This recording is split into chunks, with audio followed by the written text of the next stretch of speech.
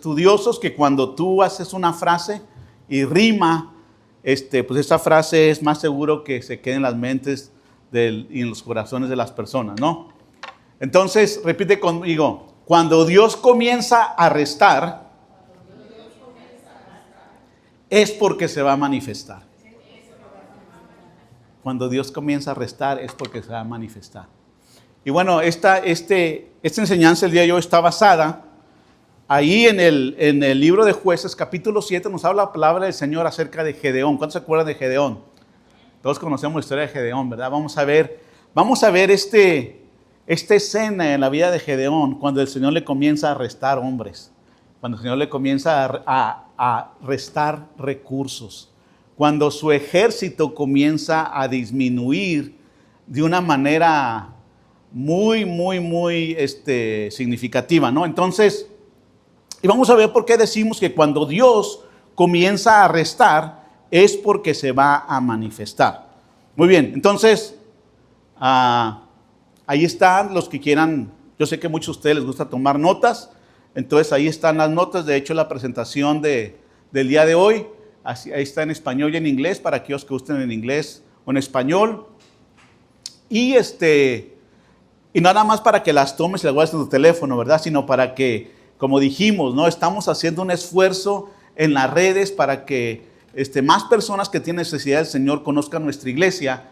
Entonces te invito a que compartas el mensaje, que compartas los reels con tus amigos, con tus familiares, con tus conocidos, y pues también les compartes ahí el bosquejo o la presentación para que vayan siguiendo ellos el mensaje cuando lo miren.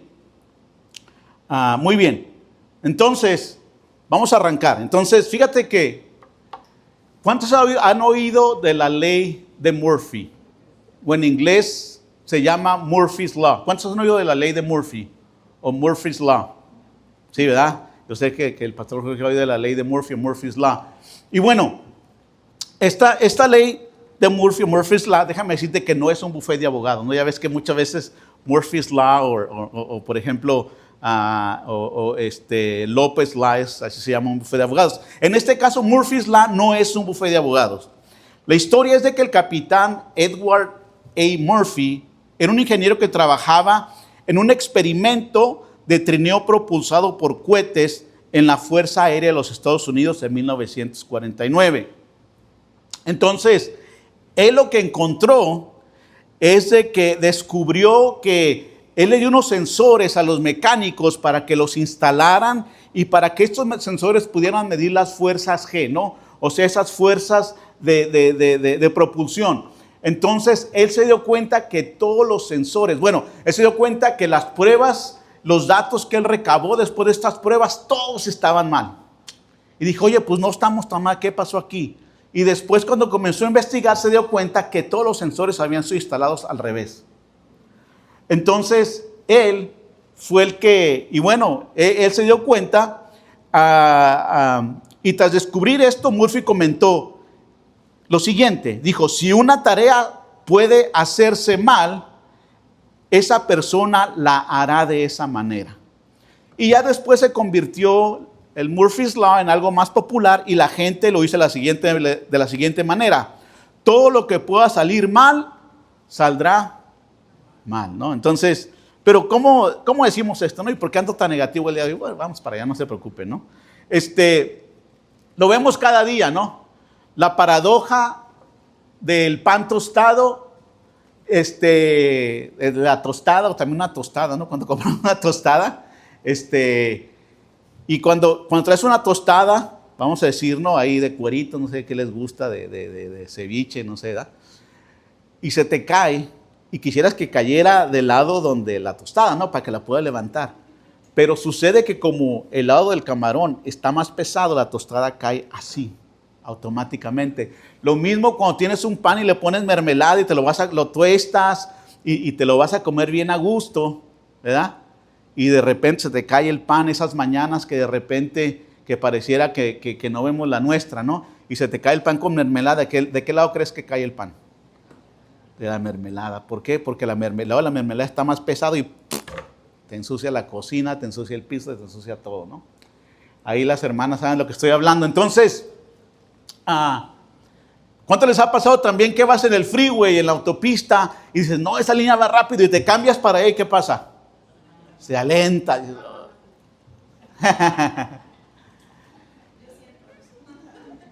Y entonces, a veces sucede también. Nuestra hermana, o sea, anda con la unción del Señor.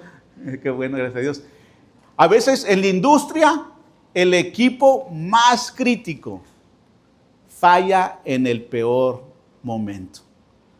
O sea, por ejemplo, por ahí yo sé que algunos hermanos de repente trabajan en la industria de la comida, y ahí en los que trabajan, que venden café, de repente en la mañana, a las 7 de la mañana, que toda la gente pasa a comprar su café, se descompone ¿qué? La máquina de hacer café, ¿no? Fíjate que a mí me sucedió esto. Hace unas semanas, ahí en mi trabajo, hice una celebración y dieron cupcakes. Entonces yo me comí uno en la mañana, ¿no? Entonces hicieron como varios eventos durante el día. Me comí uno en la mañana y dije, no, ya es suficiente azúcar, es suficiente dulce. Entonces tenía que estar presente para otro evento similar, ¿no? Pero para el personal del segundo turno estaba ahí y me dijeron, ¿quieres un cupcake? Y dije, no, ya me comí en la mañana. Ándale, agarra uno. Y entonces ya me sentí mal, para que no dijeran, ay, qué sangrón. Y lo agarro, ¿no? Y dije, me lo voy a llevar a la casa, se lo voy a dar ahí a alguno de mis hijos, ¿no? Que ellos les hace más falta el azúcar que a mí, ¿no? Entonces, pues que me lo llevo para la casa, ¿no? Y lo traía y lo puse, se me ocurrió poner en un plato así arriba en medio de la consola del carro, ¿no? Y ahí voy. ¿Y qué crees que pasa? Que alguien se me atraviesa y tengo que frenar. Y el cupcake se va rodando, toda la consola del carro llena de betún. Pero ese cupcake en especial traía como extra betún, extra glaseado. Lo pongo ahí, ya lo pongo en un lugar donde iba a embarrar todo, pero ya no se iba a caer. Llego a la casa, me bajo del carro, lo agarro y se me cae otra vez el cupcake, me mancha la mochila, el pantalón y hasta el zapato.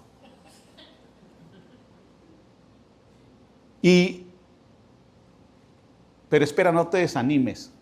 Cuando todo parece restar, cuando esas rachas, ¿no? Hay días que tienes rachas que todo parece salir mal.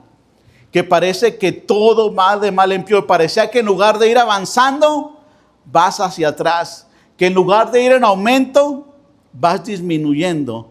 Que en lugar de ir sumando, vas ¿qué? Restando. Pero en el reino de Dios hay otra verdad. Dile que está a tu lado. En el reino de Dios hay otra verdad. Cuando Dios comienza a restar, es porque está a punto de manifestarse. Cuando el Señor comienza a restar, es porque se va a manifestar. Cuando estás a punto de darte por vencido, de perder la esperanza, Dios te sorprende.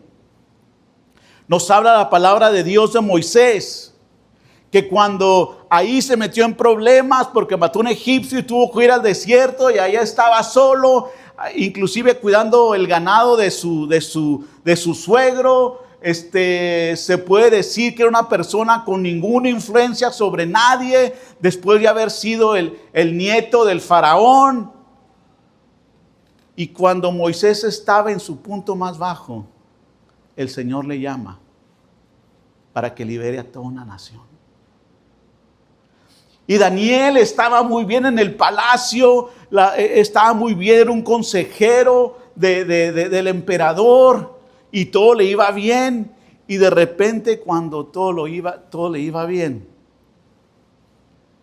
de repente lo acusan, de repente le ponen un 4 y acaba en el foso de los leones. Pero cuando el Señor permite esas cosas, es porque el Señor está a punto de manifestarse.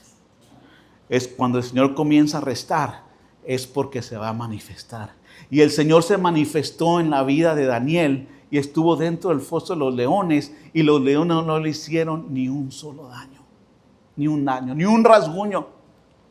No sé así como ya ve que a los gatos les gusta así como ronronear, no sé si se durmieron ahí, no sabemos, ¿no? Pero vemos que esto es una manera en que opera el Señor. Entonces, y de hecho dice la palabra del Señor en 1 Corintios capítulo 1, 27 al 28, dice, en cambio, lo que está disminuido, lo que tal vez para los ojos del hombre es algo despreciado. Dice, en cambio, Dios eligió lo que el mundo considera ridículo para avergonzar a los que se creen sabios, y escogió las cosas que no tienen poder para avergonzar a los poderosos. Dios escogió lo despreciado por el mundo, lo que se considera como nada, y lo usó para convertir en nada lo que el mundo considera importante. Cuando el Señor comienza a restar es porque se va a manifestar. Cuando aquí esta palabra que dice aquí, Dios escogió lo despreciado, ¿sabes qué quiere decir eso? En el griego quiere decir aquello que nació en una cuna humilde. Cuando el mundo te ve y cuando pareciera que las cosas no van del todo bien, cuando pareciera que el cupcake se te cayó en el carro, se te cayó en ti, en la mochila, en todos lados, cuando los cupcakes de la vida van rodando y haciendo un desastre por todos lados, el Señor te dice que cuando Él está restando es porque está a punto de manifestarse. Entonces, y como te digo, lo que el mundo ve como despreciado, esta palabra que dice aquí, despreciado, significa aquellos que son de una cuna humilde. Lo que el mundo pensaría que no tiene oportunidad, lo que el mundo pensaría que no tiene perspectiva, que no tiene futuro, el Señor se va a manifestar en la vida de esas personas, en esas vidas. Entonces, vamos a la palabra del Señor. Vamos a Jueces capítulo 7, versículo 1 al 7. Y vamos a leer el versículo 7. Te invito a que lo busques ahí en tu Biblia. Vamos a leer el versículo 7. Y dice la palabra del Señor así. Dice, entonces el Señor le dijo a Gedeón, con estos 300 hombres que lamieron el agua, los voy a salvar. Entregaré a los madianitas en tus manos, el resto de la gente puede volver a casa. Padre, te damos gracias por tu palabra, Señor. Declaramos que tu palabra es una espada de dos filos que penetra hasta lo profundo de los pensamientos y las intenciones, Padre.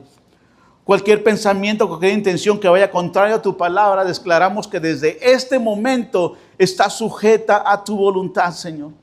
También decimos que tu palabra jamás vuelve a ti vacía, sino que va a llevar a cabo en los corazones y en las vidas el propósito por el cual es expuesto. Y también te decimos, Padre, que como el ciervo brama por las aguas, como el ciervo gime por las aguas, así nosotros, Padre, gemimos y nuestro corazón clama por recibir tu palabra. Porque tu palabra se haga rema en nuestros corazones y en nuestras vidas. Por ser llenados con tu palabra, ser fortalecidos, Padre, para poder seguir adelante, Señor. Entonces te pedimos, Padre, con todo nuestro corazón y con toda convicción, que hables a nuestro corazón por medio de tu palabra en esta tarde, Señor. Te lo pedimos, Padre, en el nombre de Jesús. Y el que está de acuerdo dice un fuerte amén. Amén, muy bien. Entonces, vamos a ver lo que dice ahí en Jueces capítulo 7, versículo 1 al 3. Y dice, Gedeón, también llamado Jerubbaal, se levantó muy de mañana y junto con toda su gente acampó cerca del manantial de Jarod. El campamento de los madianitas estaba al norte, en el valle más allá del collado de More. El Señor le dijo a Gedeón, es mucha gente que viene contigo. No quiero que vayan a sentirse orgullosos cuando derroten a los madianitas y se pongan en mi contra y digan que se salvaron por su propia fuerza. Entonces, y sigue diciendo la palabra del Señor, dice, se han salvado por su propia fuerza. Pero fíjate, entonces, si avanzamos nos vamos a dar cuenta de tres cosas. Hemos estudiado tres cosas el día de hoy. Las tres claves para ver la gloria de Dios en medio de la escasez. en medio de esa racha de problemas, en medio de ese lugar donde nos sentimos que las cosas no van a nuestro favor, en medio de cuando el Señor comienza a restar y está listo para manifestarse. Hay 3 cosas que tengo yo que hacer para ver la gloria de Dios, para ver la manifestación de Dios. La primera es dar siempre la gloria a Dios. La segunda es arrancar el miedo de raíz de mi vida. Y la tercera es no ser descuidado, negligente, ni distraído o desatento. Pero ¿por qué es esto? Y vamos a ver cada cosa. Fíjate, pon mucha atención. Son 3 actitudes ahí, 3 actitudes incorrectas. Y vemos ahí en el versículo 2 que acabamos de leer. Fíjate lo que dice la palabra del Señor ahí en el versículo 2. Dice, el Señor le dijo a Gedeón, es mucha gente que viene contigo. No quiero que vayan a sentirse orgullosos cuando derroten a los madianitas y se pongan en mi contra y digan que se salvaron por su propia fuerza. Fíjate, aquí hay 3 cosas. Número 1, sentirse orgulloso. Dile a que está a tu lado, sentirse orgulloso. Número 2, ponerse en contra de Dios. Para decir, oye, pues yo no estoy en contra de Dios. Vamos a ver a veces cómo estamos en contra de Dios. Y la tercera es pensar que lo logramos por nuestra propia fuerza. En este pasaje, en este versículo que acabamos de leer, que yo no le doy la gloria a Dios cuando me dejo llevar por el orgullo, no le doy la gloria a Dios. El orgullo y de la gloria a Dios es algo que está peleado, es algo que no se puede mezclar. Es como el agua y el aceite que los echas tú en un vaso y no se mezclan, se queda uno arriba del otro, no compaginan.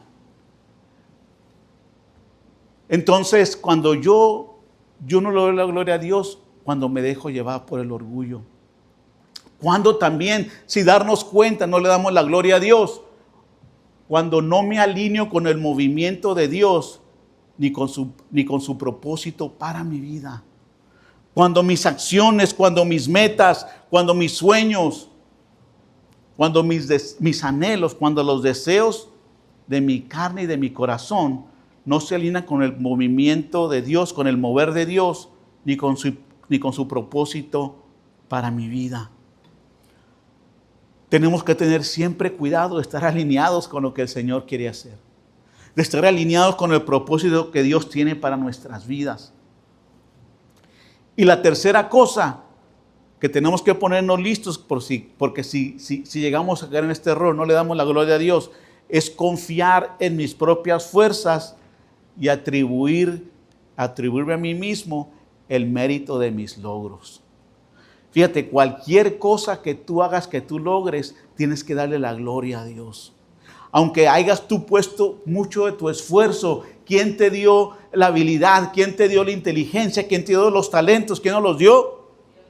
El Señor. Y Dios, fíjate, y vemos en el versículo 2, cómo Dios se preocupa porque el pueblo de Dios no caiga en esto. De hecho, es la razón por la que le resta ahí a Gedeón, para que no caigan en estos errores. Entonces, si yo no quiero que el Señor comience a restar a mi vida, ¿qué tengo que hacer? Darle la gloria a Dios. Darle la gloria a Dios. No dejarme llevar por el orgullo. Alinearme con el mover de Dios y con su propósito en mi vida.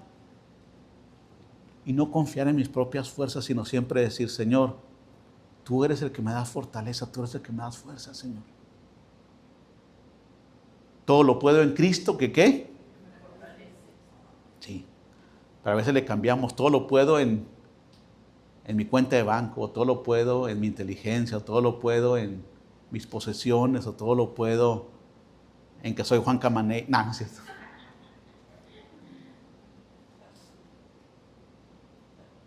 Entonces, ojo con eso, congregación. Fíjate, el Señor dijo a Gedeón, es mucha, ¿qué? La gente que viene contigo. Cuídate de la grandeza. Suena como, caray. Pero ¿sabes qué dice la palabra del Señor? En lo poco me fuiste, ¿qué? Fiel, y en lo mucho, ¿qué? Te pondré. La grandeza llega o es desatada por la fidelidad. La grandeza es una añadidura. No tenemos que buscar la grandeza, sino permitir que el Señor nos la, ¿qué? Nos la dé. Y fíjate, rara vez pensamos que la grandeza puede estorbar la obra de Dios, ¿verdad? Pero es más difícil confiar en realidad en Dios cuando tenemos muchos recursos. ¿Cuántos se acuerdan de aquella imagen de aquellos discípulos en la iglesia de Cristo, en la iglesia primitiva, que los amenazan y que le dicen a Pedro y Juan, si siguen predicando, les va a ir así como les fue a Jesús? Estoy parafraseando, Y ellos dicen, no, pues ¿qué hacemos? No tenían conexión, no tenían nada. ¿A quién le decimos? Pues todos dan en nuestra contra, no tenemos nada. ¿Qué hacen? Van a los suyos. Van a donde está la congregación. Y juntos comienzan a clamar a Dios. Juntos comienzan a orar.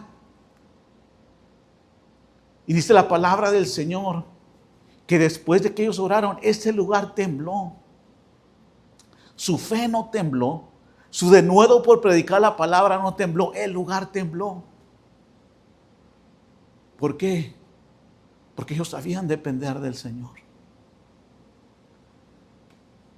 La siguiente clave, la clave número 2, dile que está a tu lado, clave número 2, es arrancar el miedo de raíz. Dile que está a tu lado, arranca el miedo de raíz. Y ¿sabes qué? Nosotros tenemos cierto temor en nuestras vidas, que el Señor lo pone ahí, porque si no, pues nos subiéramos allá a una azotea y miráramos así, anduviéramos ahí, pues no duramos mucho, ¿verdad? Pero cuando hay un temor ese temor que te paraliza, ese temor que no te permite llegar a todo tu potencial. Y déjame decirte una cosa, que de Gedeón, él batallaba con el temor. Nos habla la historia de Gedeón, que desde un principio él batallaba con el temor. Tanto así que le tenían miedo a los madianitas, que cuando él estaba limpiando el trigo, lo hacía como adentro de su casa. Eso se tenía que hacer afuera. Porque cuando sacudían el trigo para que se fuera, ¿se acuerdan que nos estaba platicando el hermano Samuel la semana pasada del tamo que arrebate el viento? Que cuando hacían así el trigo, la hojarasca se iba. Bueno, eso se tenía que hacer afuera donde hubiera aire, ¿verdad? Pero ahí tienes a Gedeón haciéndolo dentro del granero porque tenía miedo que lo vieran los madianitas. Después de eso, Gedeón tenía miedo y el Señor le mandó, ¿sabes qué? Ve a tumbar el altar de Baal y de Acera. Y fue en la noche cuando nadie lo vio. Gedeón batallaba con el temor. Y luego el Señor, ¿sabes qué? Yo te voy a usar para liberar. Y Gedeón dice, Señor, pero dame una muestra. Ok, y el Señor le da la muestra. Ay, Señor, pero eso es que mejor la volteamos para asegurarnos. No vaya a ser lo de Murphy's Law. No es cierto, ¿no? No vaya a ser que los mecánicos hayan puesto los sensores al revés del vellón, Señor. Y entonces Dios entendía que Gedeón estaba batallando con el temor y había que arrancar el temor de raíz de la vida de Gedeón. ¿Con qué estás batallando tú? Que hay que arrancar de raíz de tu vida. Hay mucha gente que a veces batalla con adicciones, con malos hábitos. Y andan ahí juntándose con la gente que también tiene adicciones y malos hábitos. ¿Qué va a pasar? Hoy van a caer, ¿no? Aquí no sucede, allá como para Tijuana, por allá, no se preocupen, hermanos. La hermana que es acá medio comunicativa, ¿no? Y Señor, ayúdame, Padre. Espíritu de chisme, lo reprendo en el nombre del Señor. Y va y se junta con la vecina que no, hombre, que es su especialidad, pues no. Entonces, fíjate, dice, y el Señor le manda a Gedeón, le dice, así que habla fuerte para que el pueblo escuche, diles que quien tenga miedo, que se levante y se regrese a su casa. Y desde el monte de Galaad se regresaron 22,000 hombres y solo quedaron, ¿cuántos? 10,000. Paz su mecha. Fíjate, déjame decir una cosa, que los que tienen miedo, los que el temor, la única manera, el único tiempo que el temor no los paralice es cuando es tiempo de huir. Cuando es tiempo de dar una salida, ¿no? Como dicen por ahí, tiene más salidas que un freeway, ¿no? Los que tienen miedo se eliminan a sí mismos. Solo están esperando una salida. Gracias a Dios que aquí no hay ninguno ni ninguna de esos. El miedo es contagioso. Yo imagino que uno empezó a caminar así, poco a poquito, y otros estaban así, ay, que se pare primero fulano y yo también me empiezo a ir, ¿no? Así dice, ¿no? Se empezaron a caminar algunos, se empezaron a ir otros ahí poco a poco y de repente se juntaron no más como 22,000. Fíjate, se fue el 31% del ejército de Gedeón. Como decía mi abuelita, se desgranó la mazorca. ¿Y sabes qué? Una verdad que vemos aquí. A ellos no los separaron. Vamos a ver que más adelante, de hecho, sí separan al siguiente grupo. Ellos nomás les dijeron, los que tengan miedo, tienen la libertad de marcharse, ¿no? Pero fíjate, primero tienes que pasar tu propio filtro antes de pasar el filtro de los demás. Muchas veces no pasamos nuestro propio filtro. En la vida, en nuestra vida profesional, en nuestra vida espiritual. Decimos, Señor, úsame, Señor, haz esto con mi vida, Señor, haz esto, pero en realidad, aún no tenemos la seguridad nosotros mismos de que el Señor nos puede usar. Primero tenemos que pasar nuestro propio filtro antes de pasar por el filtro de los demás. Entonces, fíjate,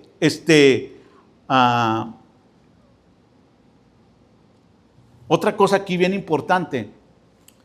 No sé si viste ahí, cuando leímos, que dice que estaban cerca del manantial de Jarod. Están cerca del manantial de Jarod. Y fíjate, en un manantial, el agua sale así como, bueno, suavecito sale el agua, así, está como borbollando el agua así, ¿no? Cuando sale del subsuelo.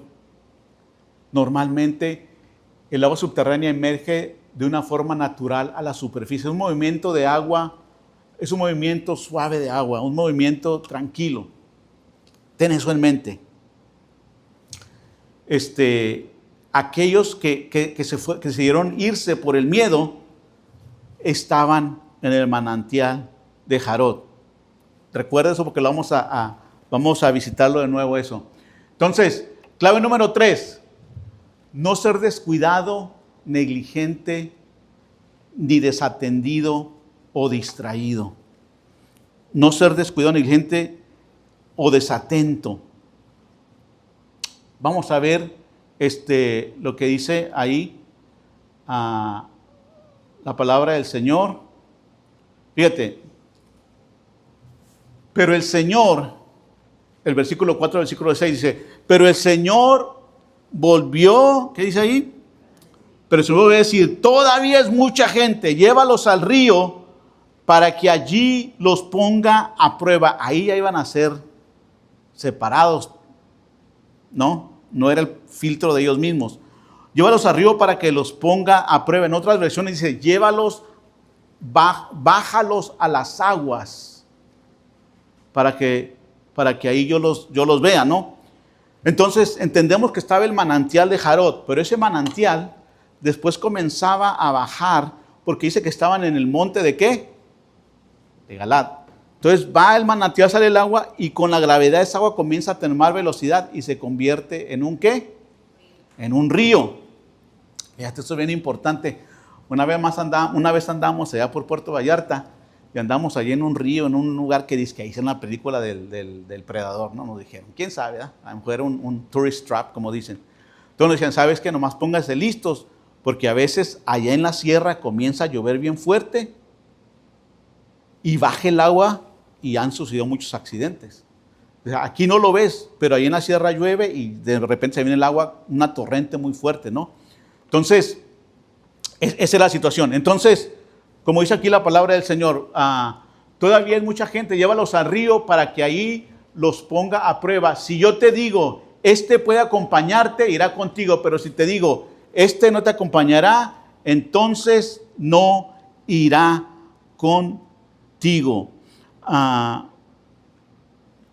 Versículo 5. Gedeón llevó entonces a su gente al río y ahí el Señor le dijo, pon aparte a todo aquel que beba agua como los perros, es decir, lamiéndola, y aparta también a todo aquel que se arrodille para beber. Los que llevaron el agua a la boca con la mano y la lambieron fueron 300 hombres, y el resto de la gente se arrodilló para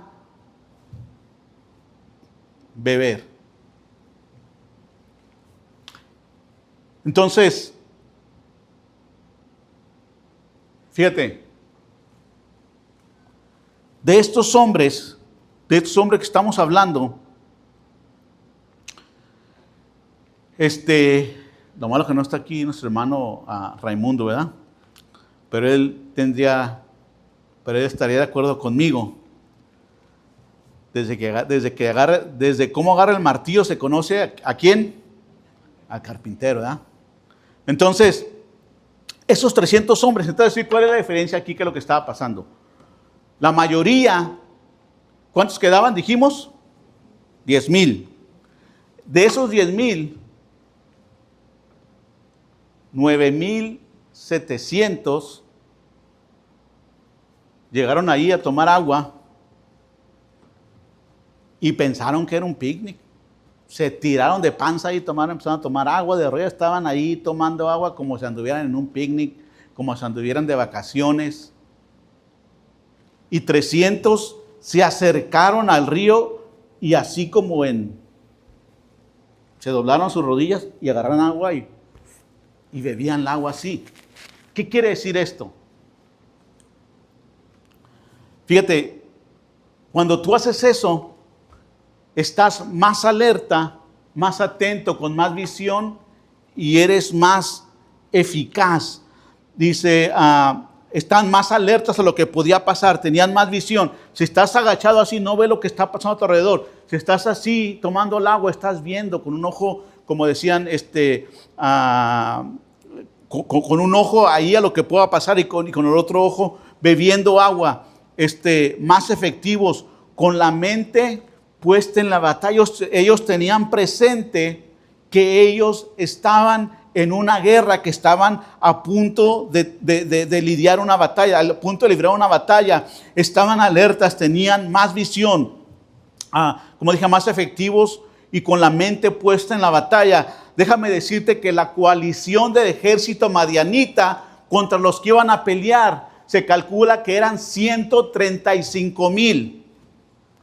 Entonces cuando bajaron ahí al río, ya se estaban acercando al valle. En un principio leímos y vimos que los madianitas estaban ¿en dónde? En el valle.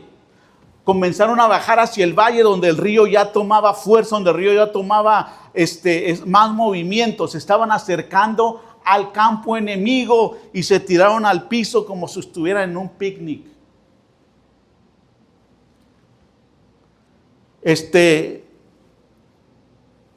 Y estaban en el valle. Tenían que ir así. ¿Cuántos han visto las películas de guerra? Que van así uno y van así tras los árboles y le hace una señal acá, ¿no? Y a todos se tiran al piso, ¿no? Y luego ya los comienzan a avanzar, ¿no? Así deberían de ir. O de menos tomar el agua así, ¿no? No, estos se tiran de panza. Entonces, estaban en guerra. Tenían que moverse con mucho cuidado, con mucha cautela. Y de 10,000 se redujeron a 300. Anteriormente, los que tenían miedo, el porcentaje se redujo solamente al 31% de los que eran. Y en esta ocasión, de 10,000 a 300, el porcentaje se redujo al 3% solamente de los que quedaban. Entonces,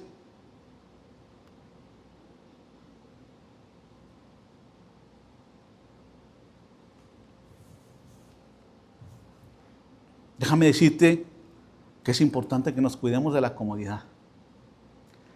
Obviamente que era más cómodo tomar agua ahí, casi meterse a bañar ahí en el río para tomar agua ahí, estar ahí hincado, es más cómodo que estar doblado y estar atentos, estar alerta de lo que estaba pasando. Tenemos que cuidarnos de la comodidad, de caer en la comunidad, de caer en esa zona de confort.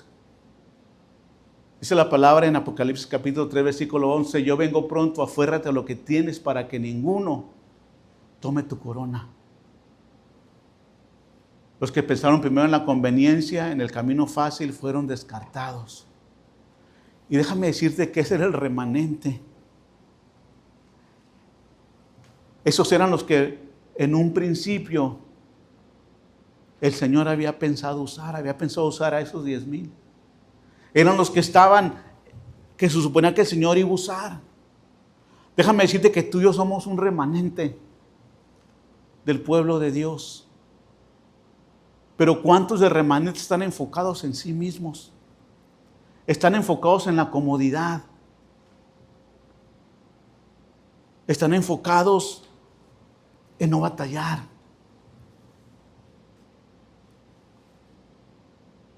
En no despeinarse. Entonces, cuídate de la comodidad.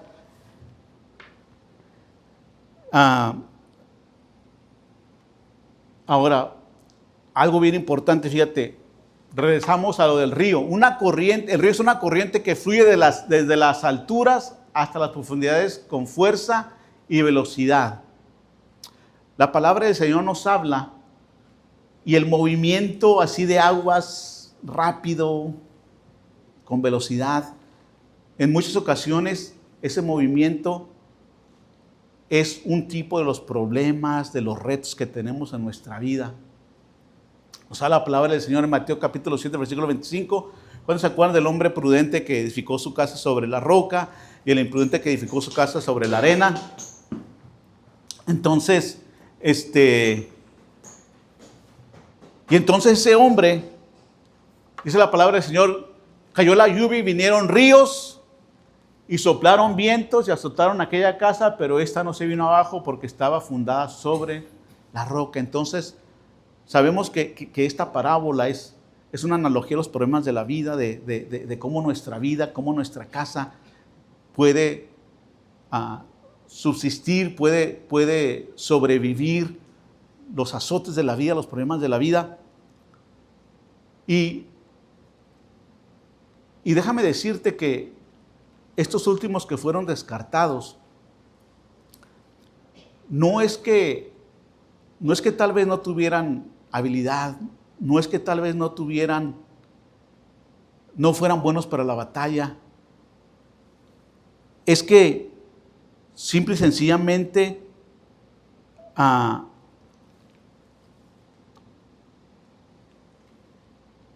el desentendernos, el ser negligentes, el ser descuidados,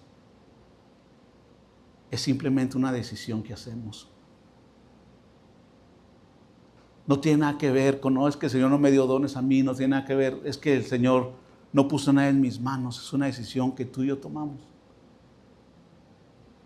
Y déjame decirte que en la lucha de los conflictos, cuando somos descuidados, cuando somos negligentes y desatentos, eso se va a ver.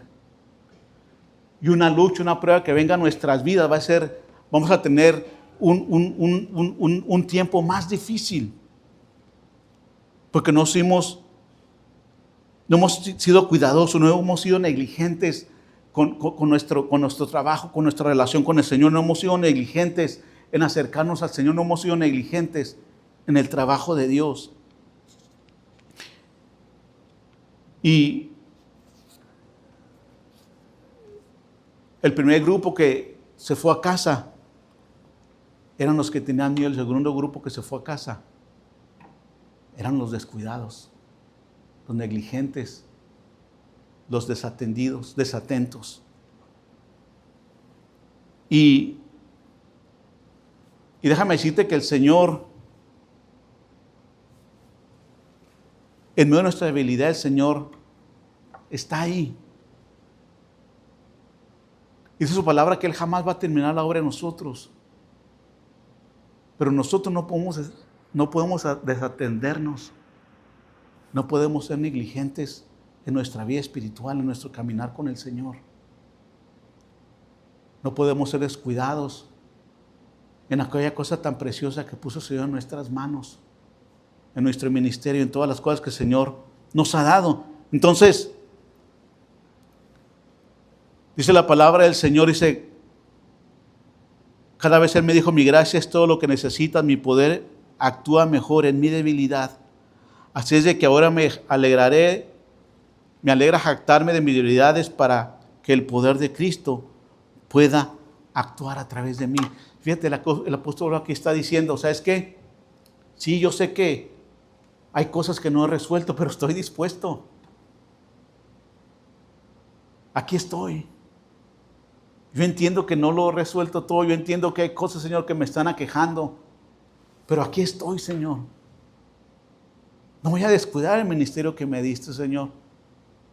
Los teólogos piensan que el apóstol Pablo tenía un problema con sus ojos de aquella vez que se quedó cegado, que tenía secuelas de eso.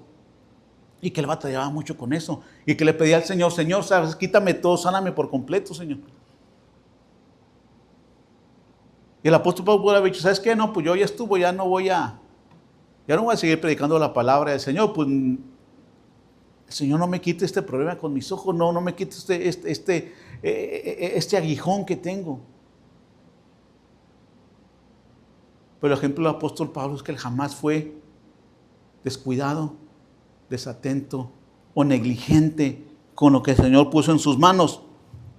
Entonces, la conclusión que vemos en el versículo 7 es de que dice la palabra del Señor, dice, entonces el Señor le dijo a Gedeón, con estos 300 hombres que lamieron el agua, los voy a salvar, entregaré a los madianitas en tus manos. El resto de la gente puede irse a casa. Cuando Dios comienza a restar, es porque va a manifestarse. Y sabes que su promesa de victoria te dan aliento de vida.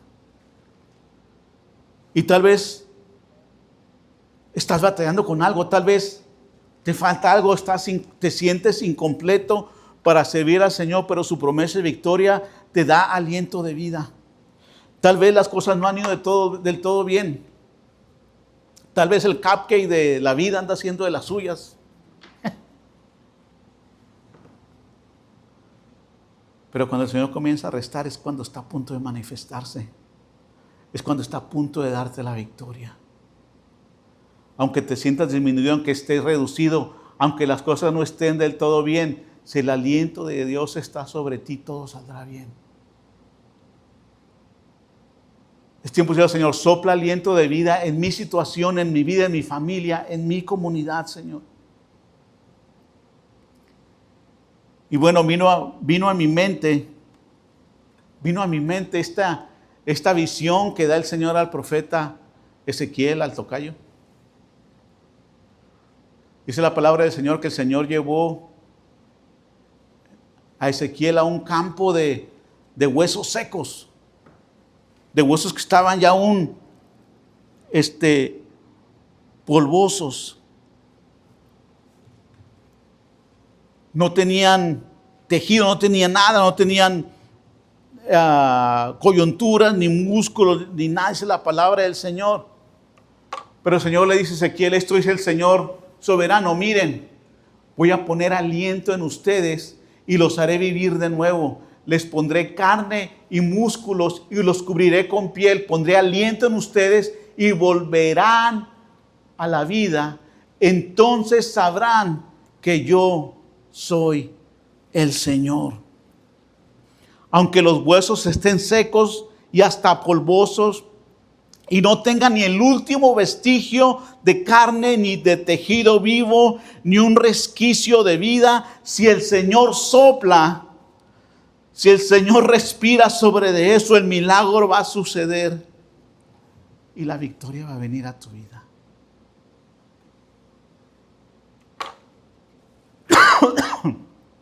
aunque parezcan que las cosas vayan de mal en peor. Aunque los huesos estén secos y el Señor, si el Señor sopla vida, vendrá. Pero solamente hay que recordar lo que nos muestra esa escena en la vida de Gedeón. Da siempre la gloria a Dios.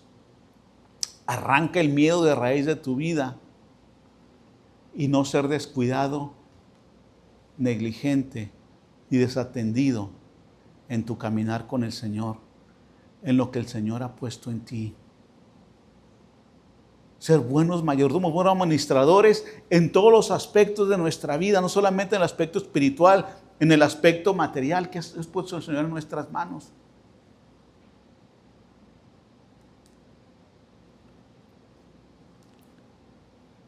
El Señor puede soplar aliento de vida. Y tenemos que asegurarnos de seguir estos 3 pasos, estas 3 cosas importantes, estas 3 claves que hemos aprendido el día de hoy. Y yo no sé tú, pero ¿sabes qué? Cuando yo preparo un mensaje, le doy gracias a Dios porque Él primero habla a mi vida. Y yo me digo, Señor, yo ¿en qué estoy fallando, Señor? Ha habido un momento que el orgullo no me ha permitido que te dé la gloria, Señor, que confiar en mis propias fuerzas, en no alinearme con tu propósito. Señor, he permitido que el miedo me paralice o el miedo me haga huir. Señor, he sido descuidado o desatendido, Señor, en lo que has puesto en mis manos, Señor. Yo pienso que es tiempo que cada uno de nosotros y como congregación todos juntos hagamos este inventario de nuestras vidas y de nuestros corazones.